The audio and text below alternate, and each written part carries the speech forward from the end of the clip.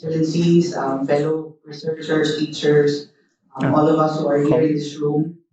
First of all, thank you to the organizers for bringing us all together for the seventh time in 20 years. So, thank you to the organizers. ปิดจอ But today ผมไม่ได้แช comes ร์ a meaningful แต่เขา presentation คงไม่ต้อง makes my เพราะว่า job มันใช้เฉ harder พาะใน today. ห้อง But I'm still glad to be here to share my reflections on multilingual education policy formulation, learning implementation, and reform.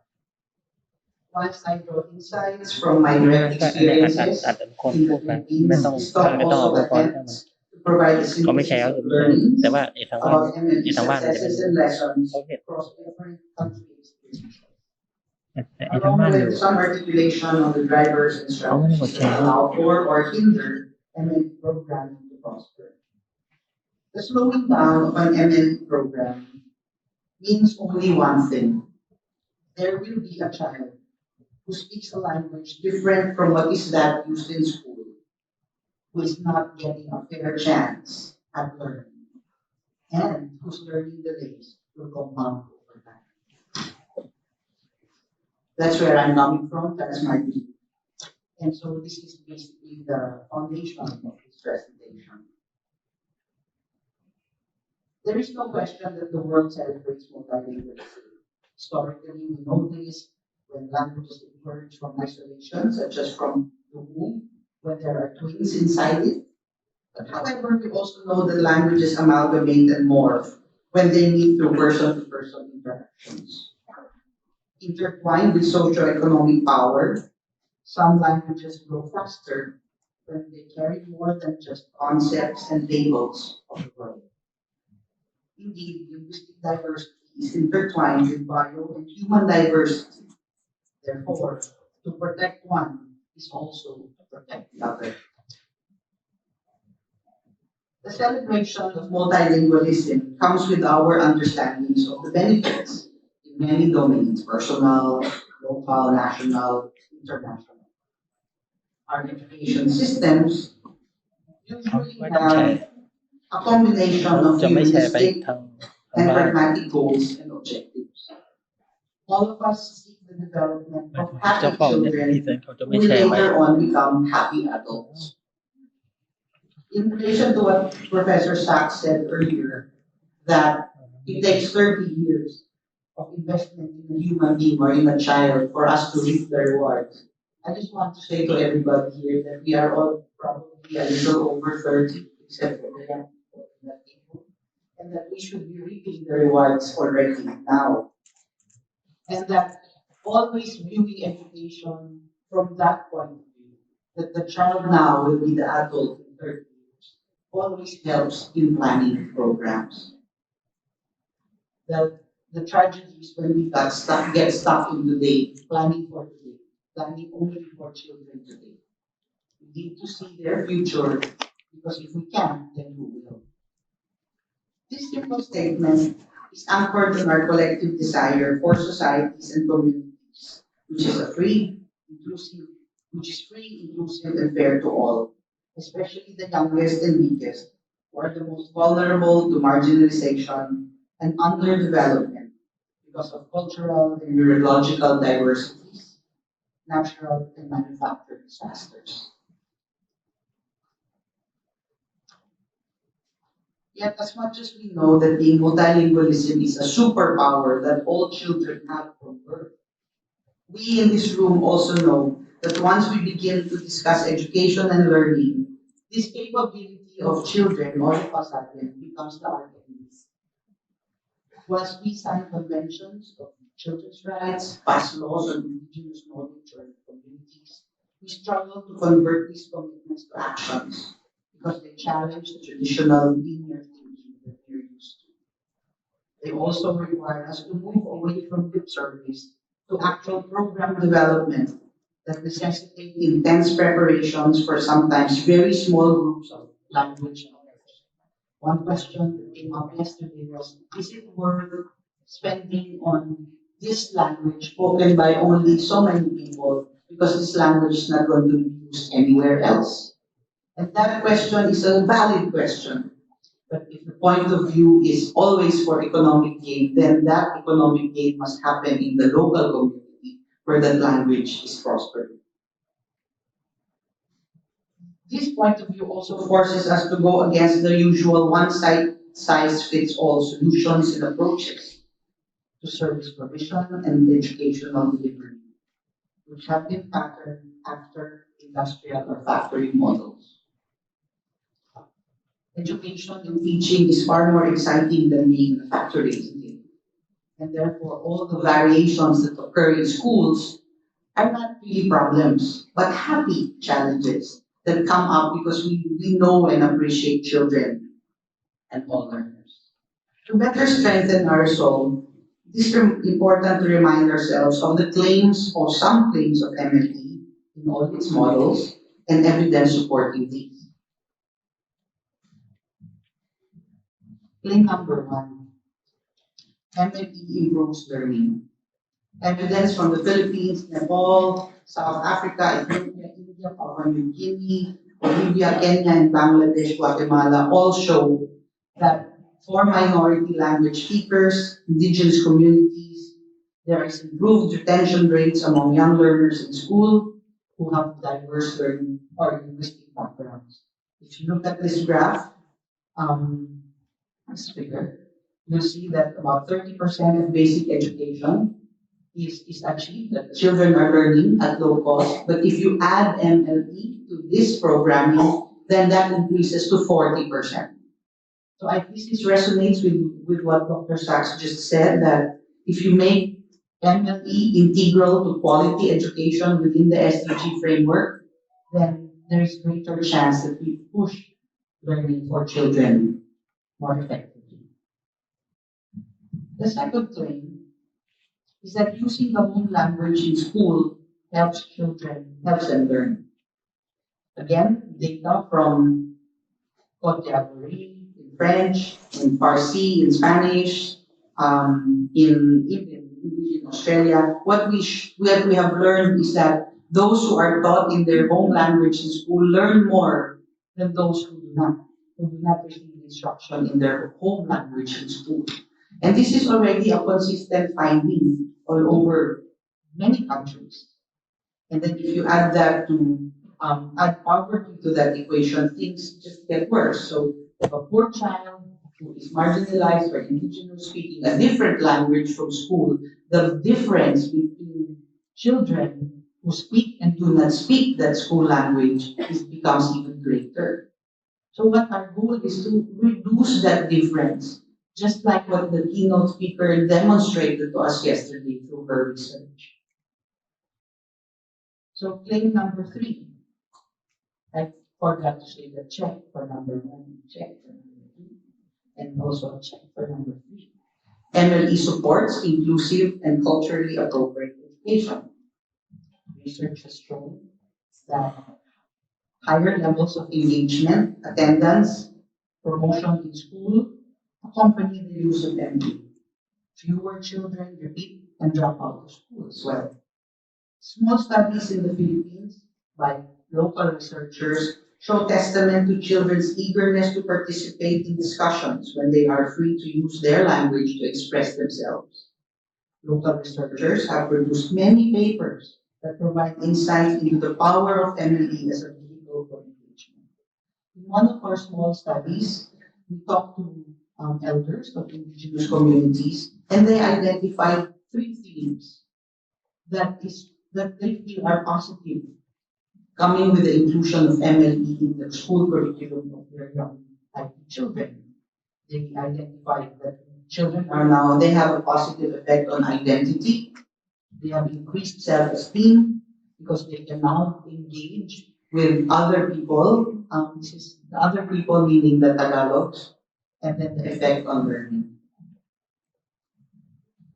Number four, check. The claim is starting with MMT or mother tongue helps in learning target languages in schools. There's evidence for this from Thailand, Mali, Burkina Faso. Initial data from the Philippines also showed that. This is important. This backdrop, the significance of claim number 4 to Filipinos economy rests on our multilingual superpower to acquire languages quite easily. It's important to families. English remains to be the language of aspiration. Another language of aspiration is Arabic because of possible employments in different parts of the world. There are many other things that I have not mentioned. For instance, in a conversation with a colleague from Japan yesterday, she wondered whether the incidence of dyslexia would get lower if children started education in their mother tongues. Research for this needs to be done. So if these four claims are good, then how do we bring that to all children so that they can benefit from these advantages? First is to do first things first. We need to understand our learners. Learner analysis is the first thing we need to do when we are trying to develop programs for children. I share these strategies and in the next few minutes with the caveat that hindsight is a gift of experience and age. And by the time that you know these things and you learn these lessons, you're going to leave your job and move on to the next one. Right? So I want to share this with you because you're on that job. You're doing these jobs for countries, and so it's very important maybe that you can pick one or two things that might work for you. So learner analysis is very important. And matching what languages children speak with those of teachers cannot be underestimated. We also need to develop inclusive policies. Those that work are learner-centered. In this slide, you will see that there's a column on what has worked, what threatens, what works, and how to address those challenges. There are several here, but I think the most important to mention is that policies that are learner-centered always have to be checked whether they will actually benefit children. We can say a policy is learner-centered, but all the money goes to books or teacher training, which may or may not transfer into teaching learning dynamics. It's very important to be able to monitor that. Policies also need to be well disseminated. A threat to policy is the swings in policy or the pendulum swings in policy. Yesterday, Dr. Arcedon said improve, not remove. We need to remember that we need to keep improving the policy, not changing it. I think that when we are able to understand that policies are alive and they stay alive for as long as teachers are finding ways to implement them in schools, then we will know that children are benefiting from the policy. So these are just some policy insurances. Program planning with stakeholders is very important. There could have been many ways to state this, but emphasizing stakeholders is very important. So, because this challenges top-down policy and program development, I think that we need to give ourselves time. And one item that I would like to say is that the time needed to prepare is different among big and small countries, but also large languages and small languages. For example, preparing for Ilocano in the Philippines was really a challenge because there were so many linguists in Ilocano who sometimes did not agree with each other. And so it was very important for us to wait for them to find a green zone from which materials could be developed. I'd just like to speak on teachers because this was mentioned yesterday. It's a blessing when your teacher is a member of a language community, but that does not mean she or he doesn't need training. If you get a good teacher who speaks a language and multiply that with excellent MLE training, then the results will be excellent as well. But there are many communities that don't have that.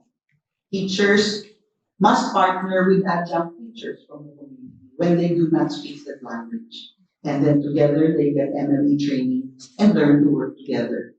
Sometimes in the Philippines, indigenous people's elders were the adjunct teachers who participated in classrooms. Monitoring and evaluation is another important thing to remember. I think that developing this from the beginning is important. Um, in this slide, I think accountability is important as well. When we monitor who is that data for, and that data has to be communicated to the local community. The tendency in our countries is to communicate it to the outside world because of funding. But really, the learning is happening in the site. And so that's where reporting should happen first. And understanding that data is important. So talking to parents, local government officials, explaining the data of the school is very important. Showing them that, look, because of MLE, they're getting better in Filipino or English. And this is again proven in our claims.